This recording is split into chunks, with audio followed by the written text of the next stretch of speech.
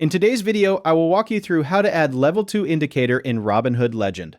In this tutorial, you will learn how to add the Level 2 indicator to your chart and adjust its appearance using the settings options inside Robinhood Legend. First, go to Robinhood Legend and open your chart workspace.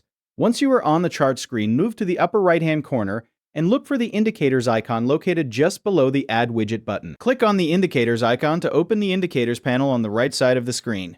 From the Indicators panel, click Add Indicator to open the full list of available indicators. After the list loads, you can scroll through the available indicators manually or use the search box at the top of the panel.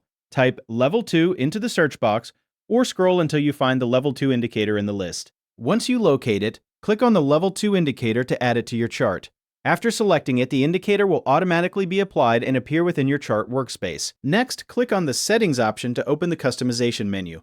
This will open the configuration options for the indicator in a new settings view.